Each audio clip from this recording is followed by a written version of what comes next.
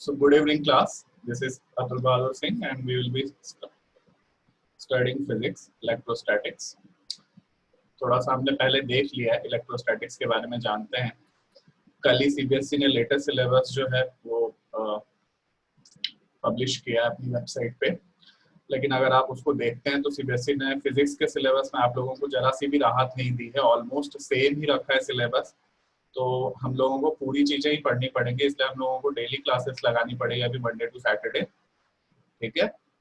और जैसे एक चैप्टर एक टॉपिक खत्म होगा तो मैं आप लोगों को क्वेश्चंस दूंगा कुछ पीडीएफ में. हम लोग एक जो है व्हाट्सएप ग्रुप बनाएंगे, उसमें हम लोग क्वेश्चंस शेयर करेंगे.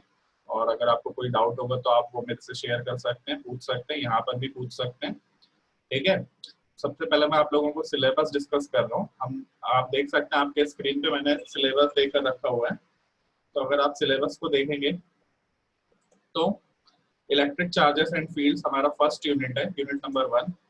अगर आप सीबीएसई के द्वारा 2021 मतलब ये जो इस साल का सेशन है उसके लिए सीबीएसई ने प्रिस्क्राइब किया है चैप्टर 1 और chapter 2 electric charge and fields, electrostatic potential and capacitance. Total 23 periods बोल रहा है, मार्क्स 16.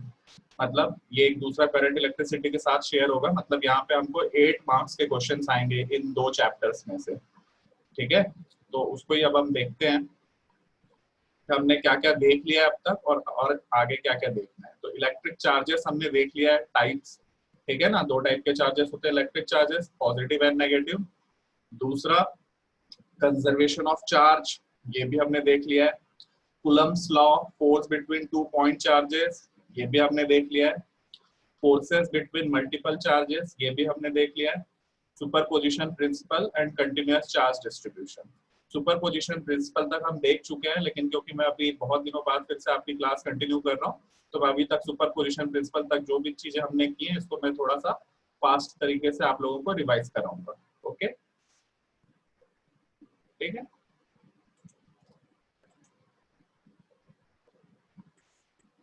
चलो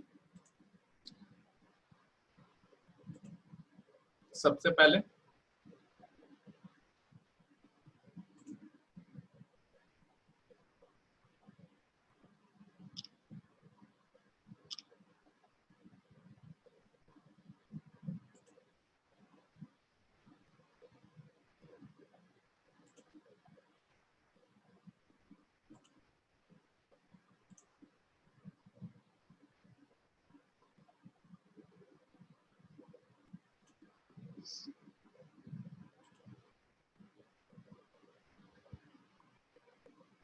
चार्ज.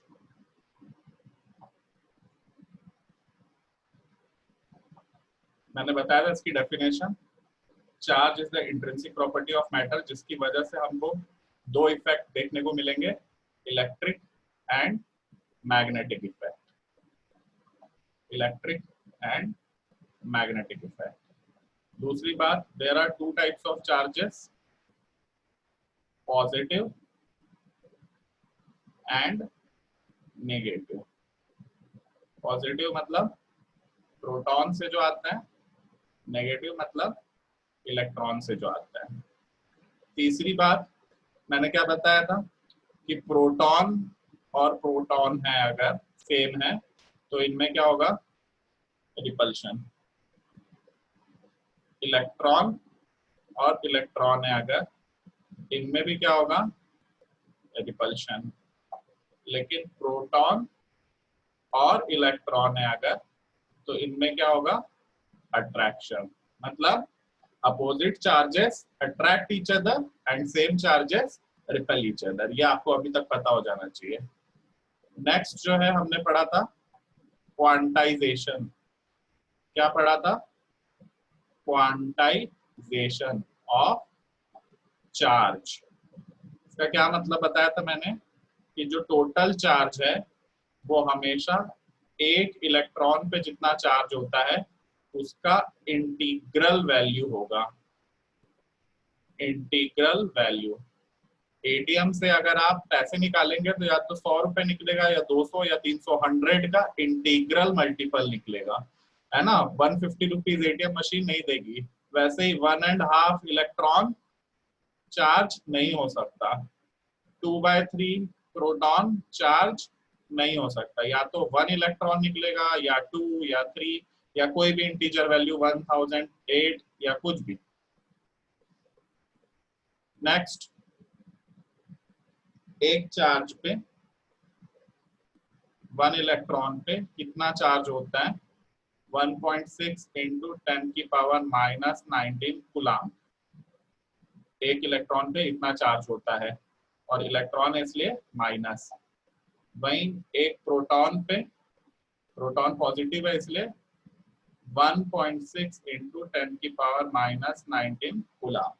तो ये चीज आपको पता होनी चाहिए अब तक। क्वांटाइजेशन ऑफ चार्ज बता दिया, टाइप्स ऑफ चार्ज बता दिया, चार्ज की प्रॉपर्टीज बता दिया। अभी नेक्स्ट हम लोग देख रहे हैं कूलम्स लॉ। कूलम्स लॉ क्या देख रहे हैं हम लोग? Coulomb's law. अगर दो चार्ज है Q1 और Q2 जिसके बीच में डिस्टेंस है D या R या X या कुछ भी हो सकता है, ठीक है, अलग अलग बुक्स में अलग अलग नोटेशन होता है, उससे फर्क नहीं पड़ता है। तो ये दोनों चार्ज के बीच में लगने वाला फोर्स डायरेक्टली प्रोपोर्शनल होता है चार्ज Q1 के, डायरेक्टली प्रोपोर्शनल होता है चार्ज Q2 के, लेकिन इनवर्सली प्रोपोर्शनल होता है उनके बीच के डिस्टेंस के 1/x² के, ठीक है। तो ये तीनों प्रोपोर्शनैलिटी कांस्टेंट को, अगर ये तीनों प्रोपोर्शनैलिटी कांस्टेंट को मैं ऐड अप कर दूं तो F इज इक्वल टू क्या होएगा? K Q1 Q2 by x का स्क्वायर, ठीक है। ये किसके सिमिलर है? सिमिलर है ना, 11th क्लास में आपने पढ़ा है न्यूटन्स लॉ ऑफ ग्रेविटेशन, उसके सिमिलर है। यस और नो? पढ़ा है आप लोगों ने? तो मैंने क्या बोला? Newton's law of gravitation F is equal to क्या होता था? G m1 m2 by r square. वैसे यहाँ पे F होता है क्या? K Q1 Q2 by r square. लेकिन बेटा F हमेशा अट्रैक्टिव होता था, है ना, मास हमेशा अट्रैक्ट करता है, अट्रैक्टिव। लेकिन यहाँ पे F कैन बी अट्रैक्टिव। अभी आपको बताया मैंने, अट्रैक्टिव कब होएगा? जब Q1 अगर प्लस हो तो Q2 माइनस हो, या Q1 अगर माइनस हो तो Q2 प्लस हो। अपोजिट चार्ज होंगे तब इनके बीच में अट्रैक्शन होगा। लेकिन ये रिपल्सिव भी हो सकता है। क्यों होगा रिपल्सिव? Q1 भी प्लस है, Q2 भी प्लस है, या Q1 भी माइनस है और Q2 भी माइनस है, ठीक है। चलिए नेक्स्ट, अभी अट्रैक्टिव है तो क्या? अगर F अट्रैक्टिव है तो क्या? अगर ये प्लस चार्ज है और ये माइनस चार्ज है, ये नंबर 1 है Q1, ये नंबर 2 है Q2, तो प्लस को खींच रहा है माइनस अपनी तरफ, इसलिए मैंने फोर्स ऑन 1 ड्यू टू 2 ऐसा बनाया, और 2 को भी खींच रहा है प्लस अपनी तरफ, तो मैं लिख रहा हूँ force on 2 due to 1। Why I am writing this? Because force is a vector quantity. तो वेक्टर क्वांटिटी है अगर, तो वेक्टर क्वांटिटी को मुझे डायरेक्शन से डिनोट करना पड़ेगा, ठीक है। डायरेक्शन डिनोशन इज इंपॉर्टेंट इसलिए, ठीक है। Direction denote vector quantity. तो Q1 F12 F21। वही बेटा अगर ये भी प्लस होता और ये भी प्लस होता, तो ये चार्ज Q1 है मान लो और ये चार्ज Q2 है, तो अब force on 1 due to 2 is acting in which direction? In negative x direction. Similarly, force on 2 due to 1 is also acting in which direction? In this positive x direction. अभी ये दोनों forces opposite direction में है, यहाँ पे भी दोनों forces opposite direction, लेकिन ये टुवर्ड्स ईच अदर है, ये अवे फ्रॉम ईच अदर है। इस चीज को आप जान कर रखेंगे, क्योंकि वेक्टर क्वांटिटी फोर्स जो है उसको हमको डायरेक्शन से डिनोट करना जरूरी है। ओके, ठीक है। चलिए उसके बाद F इज इक्वल टू मैंने लिखा K Q1 Q2 by x square. Now what is this K? What is this K? This K is 1 by 4 pi epsilon naught is what 9 into 10 to the power 9. ये value आपको याद रखनी है, 9 into 10 to the power 9. What is 4 pi? It is some constant. What is epsilon naught?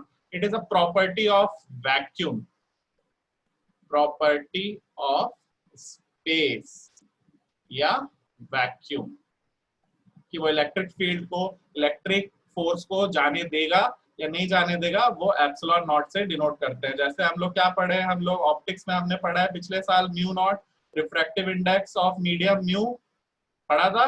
वैसे ही epsilon not क्या, permittivity, permittivity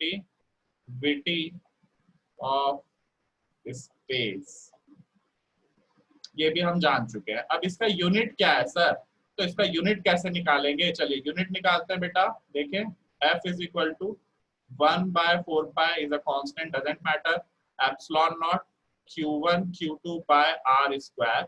So if I am putting epsilon naught here, epsilon naught is equal to 1 upon 4 into q1 into q2 by r square. Now what is 1 upon 4? Force की unit क्या होती है, Newton. Charge की unit क्या होती है, coulomb into coulomb.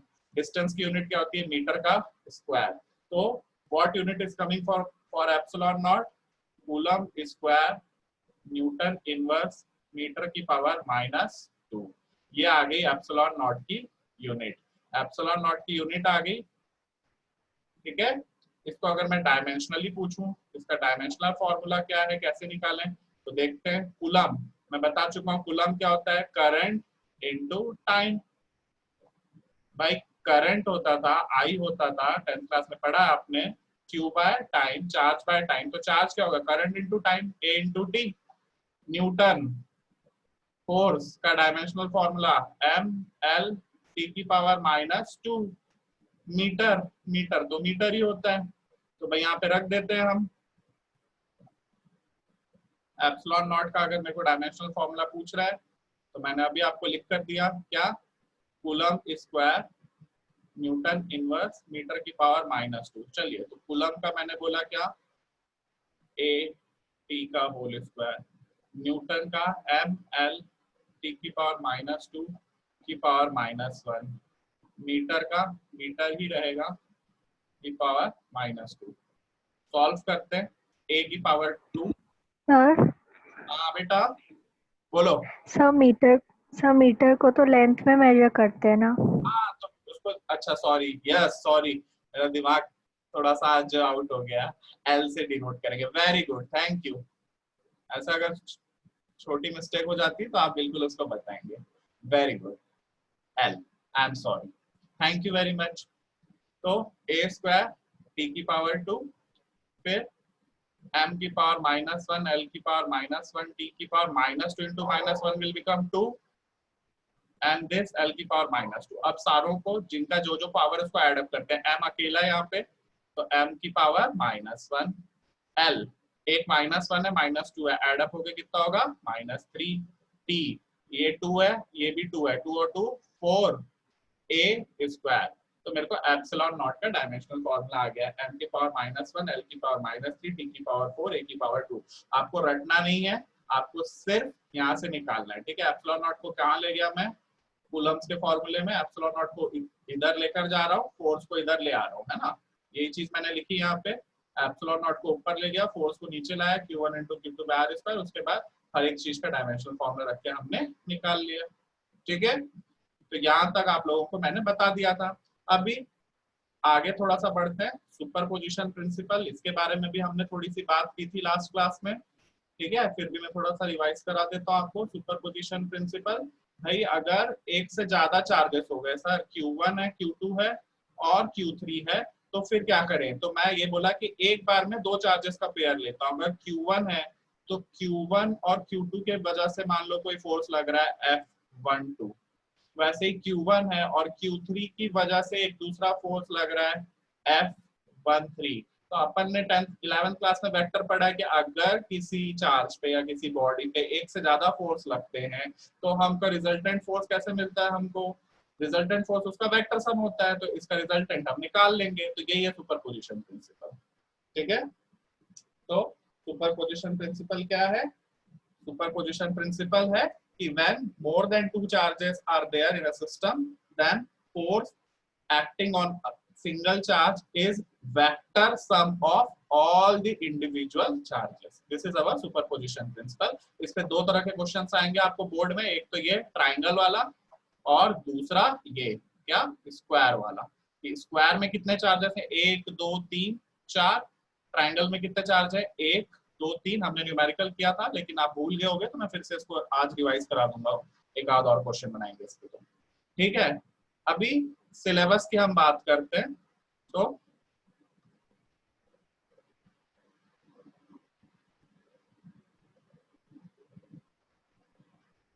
मैंने superposition principle तक आपको पढ़ा दिया है, ठीक है। Electric charge, conservation of charge, Coulomb's law, force between multiple charge, that is superposition principle. आज हम पहले कंटीन्यूअस चार्ज डिस्ट्रीब्यूशन सीखते हैं, ठीक है। सबसे पहले हम लोग क्या करेंगे, कंटीन्यूअस चार्ज डिस्ट्रीब्यूशन सीखेंगे। क्या बोला मैंने, इलेक्ट्रिक चार्ज मैंने आपको पढ़ा दिया, कंजर्वेशन ऑफ चार्ज पढ़ा दिया, कूलम्स लॉ पढ़ा दिया मैंने आपको, ठीक है। सुपरपोजिशन प्रिंसिपल पढ़ा दिया। अभी थोड़ा लास्ट टॉपिक इस पॉइंट से बच रहा है हमारा कंटीन्यूअस चार्ज डिस्ट्रीब्यूशन, तो हम इसको सीखते हैं कंटीन्यूअस चार्ज डिस्ट्रीब्यूशन को, ठीक है। कंटीन्यूअस चार्ज डिस्ट्रीब्यूशन को हम सीखते हैं।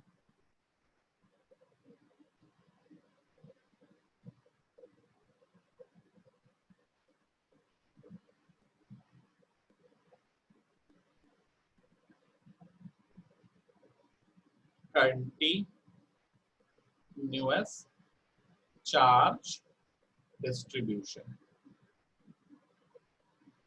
तो बेटा 5:40 पे हमारी क्लास, 4:40 पे अभी ये क्लास ऑफ होगी, फिर 5 मिनट्स का ब्रेक होने के बाद मैं फिर से उसको आगे स्टार्ट करूंगा, है ना।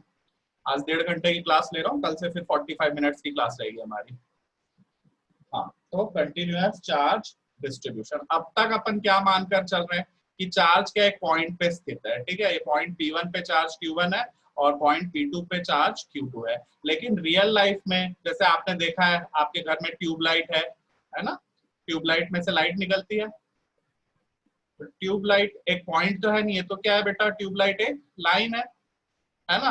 तो रियल लाइफ में ऐसा हो सकता है कि चार्ज सिर्फ एक पॉइंट पे ना हो, बल्कि कहां पर हो, लाइन पे हो। या फिर घर में थाली है, सबके पास प्लेट है, प्लेट कैसा है, एक सरफेस जैसा है, तो चार्ज पूरा का पूरा कहां पर डिस्ट्रीब्यूट हो रहा हो, सरफेस पे डिस्ट्रीब्यूट हो रहा हो, यस और नो। वैसे ही नंबर 3 हमारे पास सरफेस भी नहीं, मान लो हमारे पास कोई एक 3 डायमेंशनल बॉडी, आपने 10th क्लास में पढ़ा है 3D क्या होता है ना। तो चार्ज हमारा कहां पर हो, वॉल्यूम पे हो।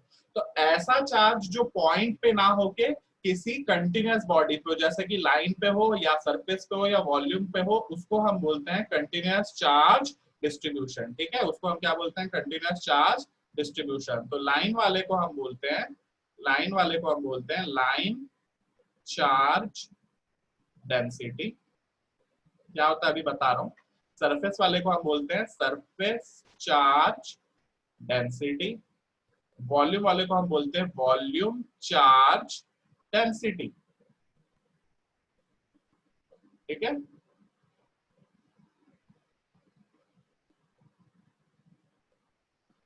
Line charge density, surface charge density, volume charge density क्या होता है, चलो अभी इसको देखते हैं। सबसे पहले अब हम देखेंगे लाइन चार्ज डेंसिटी को।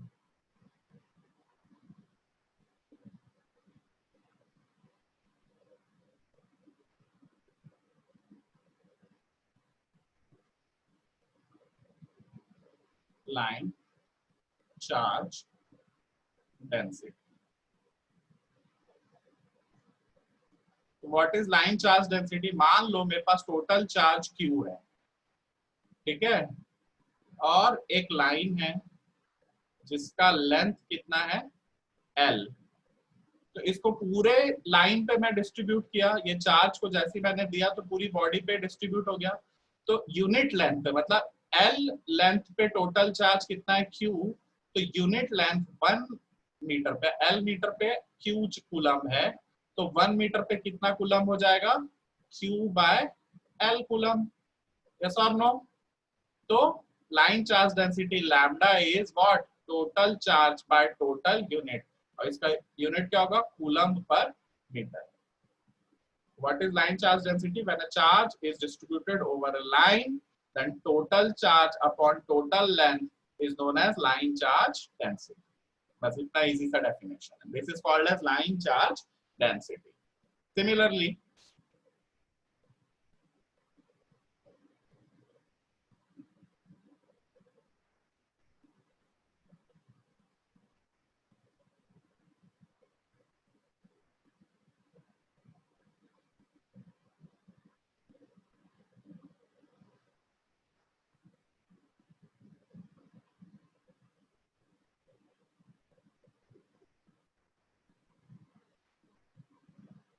सरफेस चार्ज डेंसिटी क्या होती है? बहुत इजी है, आप खुद अपना दिमाग लगा सकते हैं.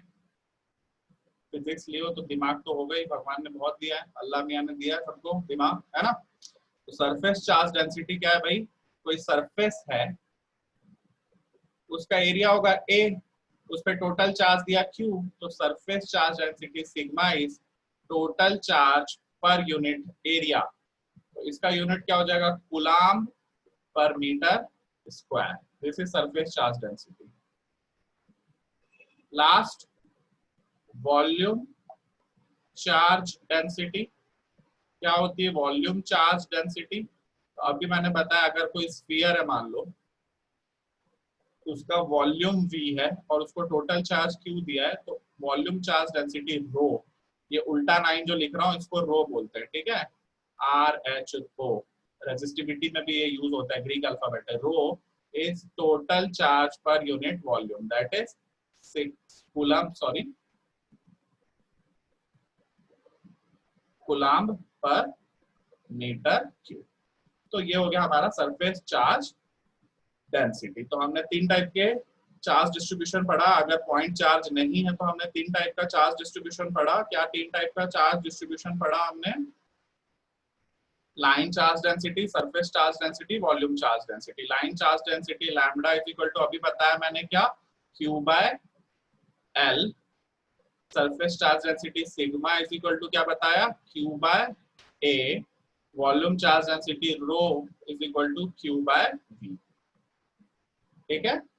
तो ये 3 टाइप के चार्ज डिस्ट्रीब्यूशन आपको पढ़ना है, जो आपने पढ़ लिया और आपको समझ में आ गया.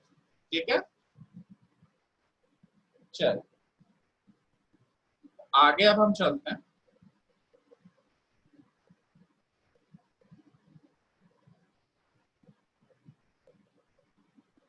नेक्स्ट सिलेबस अगर हम आगे देखते हैं, तो इलेक्ट्रिक चार्जेस हमने देख लिया, कंजर्वेशन ऑफ चार्ज देख लिया, कूलम्ब्स लॉ देख लिया, सुपरपोजिशन प्रिंसिपल देख लिया, कंटीन्यूअस चार्ज डिस्ट्रीब्यूशन देख लिया. अब हम देखेंगे इलेक्ट्रिक फील्ड.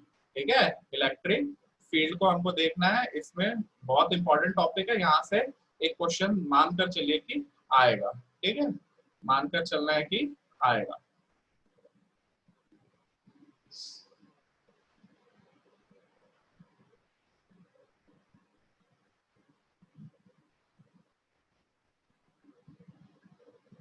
इलेक्ट्रिक फील्ड,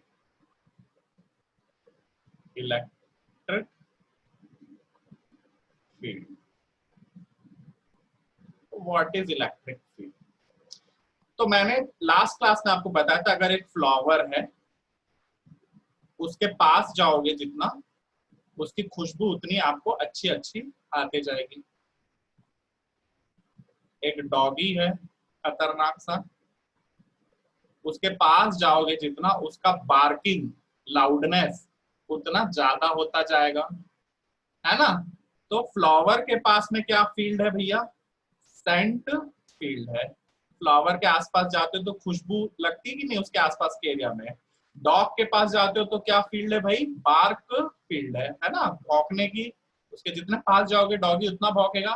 वैसे ही चार्ज क्यू है, उसके आसपास जो इफेक्ट महसूस होगा उसको ही हम बोलेंगे, क्या बोलेंगे हम उसको, इलेक्ट्रिक फील्ड बोलेंगे.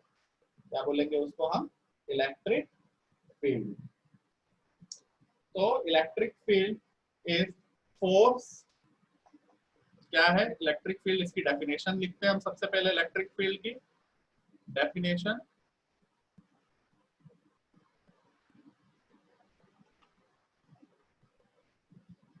Definition force per unit positive charge, force per unit positive charge.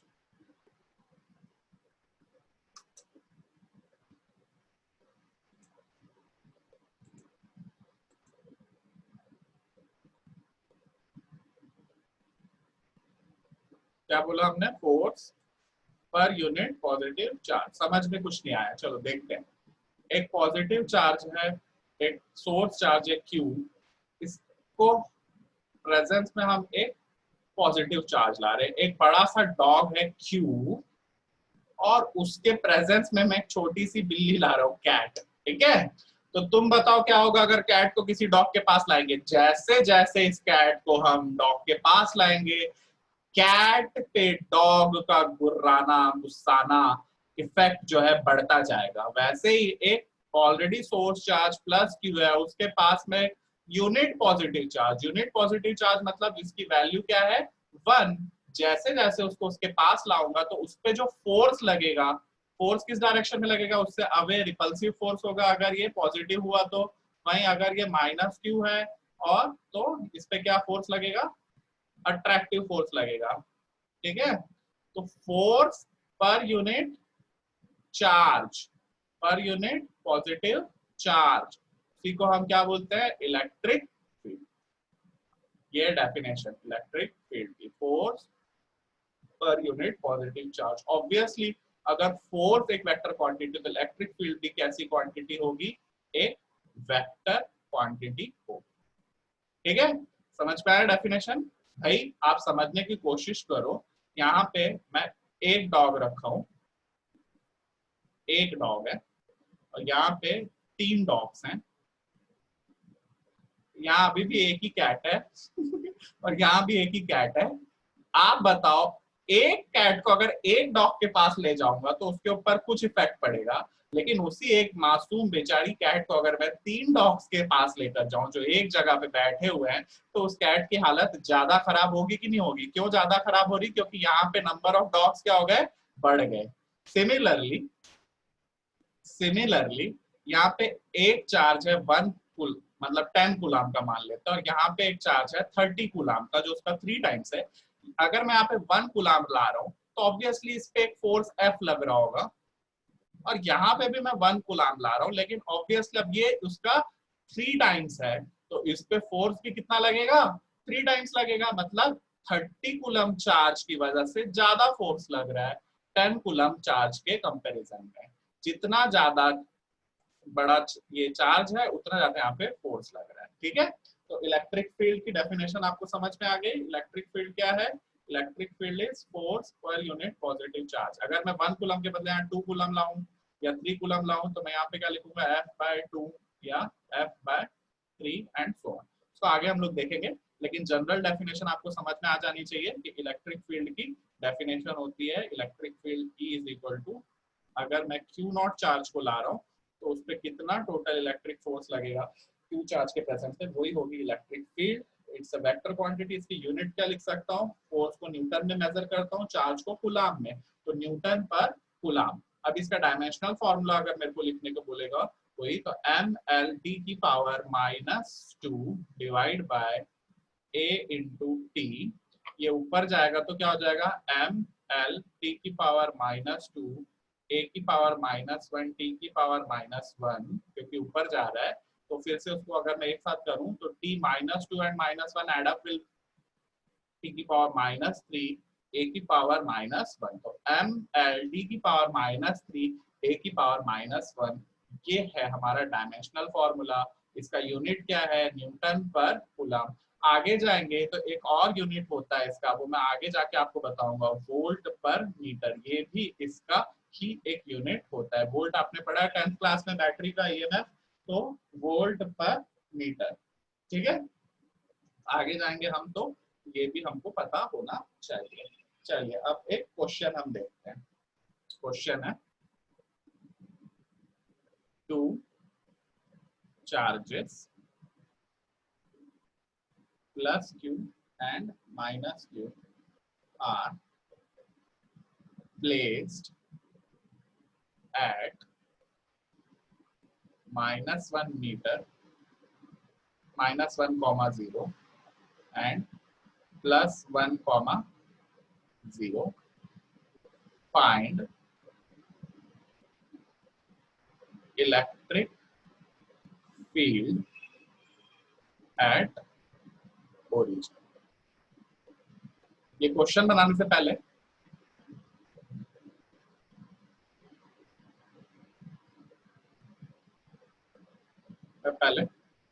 Electric field के बारे में और थोड़ी सी बात करूं।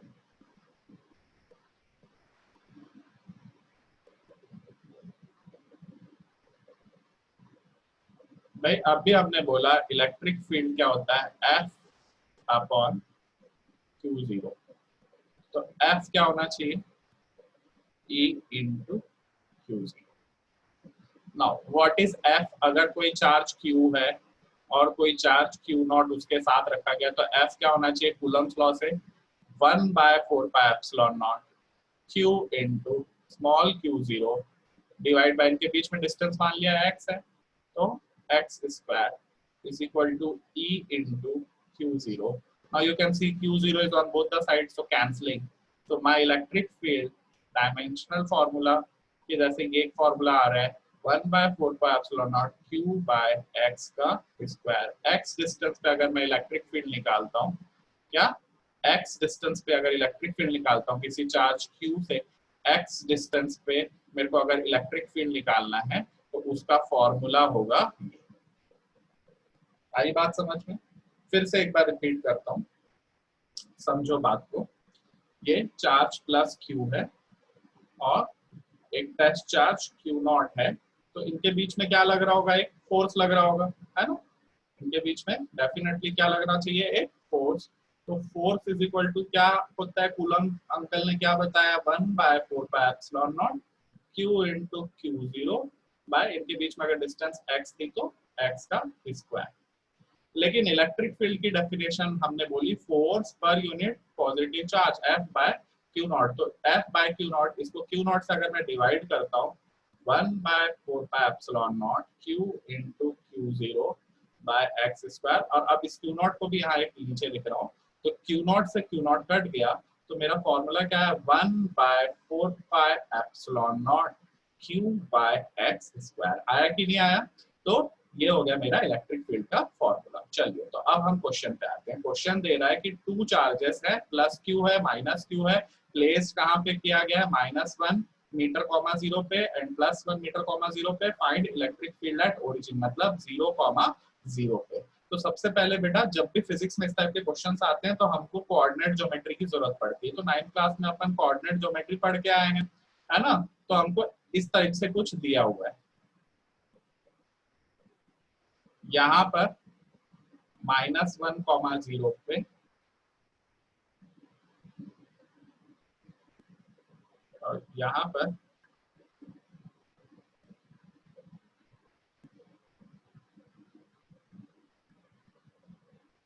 अभी 5 मिनट्स का ब्रेक होगा, जैसे ये रुकता है तो ठीक है, उसके बाद फिर से हम लोग 4:45 पे हमारी नई क्लास स्टार्ट होगी।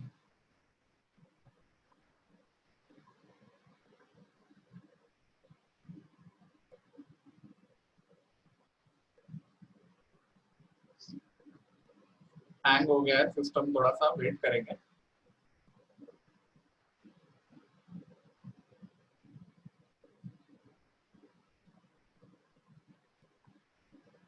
चलो ये 5 मिनट्स के बाद जब हम क्लास रिज्यूम करेंगे तब उस पर आप जो है इसको हम लोग इस क्वेश्चंस को कंटिन्यू करेंगे, ठीक है? इलेक्ट्रिक फील्ड को फिर से मैं थोड़ा सा बताऊंगा।